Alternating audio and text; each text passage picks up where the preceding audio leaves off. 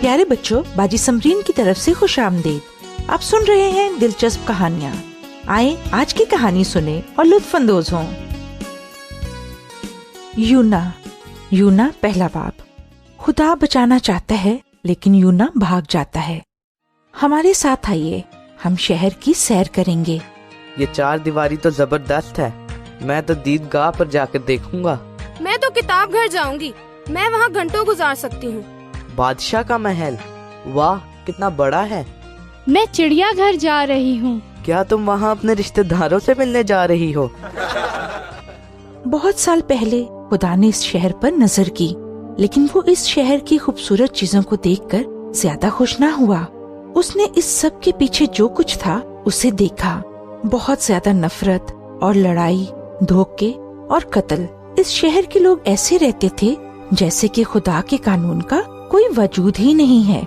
وہ اپنے بنانے والے کو بھول چکے تھے۔ کسی کے لیے بھی اس سے زیادہ برا کچھ نہیں ہو سکتا۔ اگر خدا قریب سے آپ کی زندگی پر غور کرے تو اسے کیا نظر آئے گا؟ اسے گناہ کی سزا دینی پڑتی ہے کیونکہ وہ پاک ہے، لیکن ایک ہی وقت میں وہ پیار بھی کرنے والا خدا ہے اور وہ لوگوں کو بچانا زیادہ ضروری سمجھتا ہے، اس لیے وہ انہیں آگاہ کرنا چاہتا ہے۔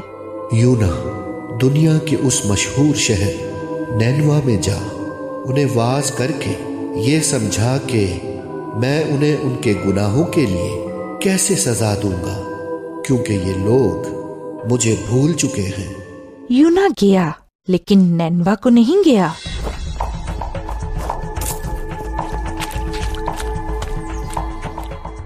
نہیں، بالکل نہیں، میں نینوا نہیں جا رہا۔ ہمارے ملک کے دشمنوں کے پاس؟ میں پاگل نہیں ہوں، ان لوگوں کو مر جانا چاہیے۔ ارے وہاں بندرگاہ پر ایک بحری جہاز ہے، میں انہیں اچھی رقم دے کر یہاں سے دور چلا جاؤں گا۔ خدا سے دور بھاگنا بہت مہنگا ہے۔ یونا جہاز میں سامان رکھنے کی جگہ پر سوار ہو گیا اور صندوقوں اور چھوٹے ڈرموں کے بیچ تھک کر سو گیا۔ یونا بے وقوف تھا۔ کیا کوئی آدمی خدا سے دور بھاگ سکتا ہے؟ دنیا کے آخری کناروں پر بھی وہ ہمیں دیکھ سکتا ہے، اور خدا ابھی تک یونا کو دیکھ رہا تھا۔ ایک خوفناک طوفان آ گیا۔ جہاز چلانے والے اپنے دیوتاؤں کو پکارنے لگے۔ زندہ خدا جو انہیں بچا سکتا تھا وہ اسے نہیں جانتے تھے۔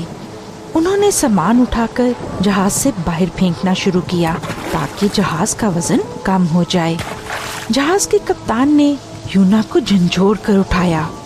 ارے اٹھو، اپنے خدا کو پکارو، شاید وہ ہمیں بچا لے۔ یونا جلدی سے اٹھا اور سب کچھ ٹھیک ہو گیا۔ تم کون ہو؟ تم کہاں سے آئے ہو؟ تم کیا کام کرتے ہو؟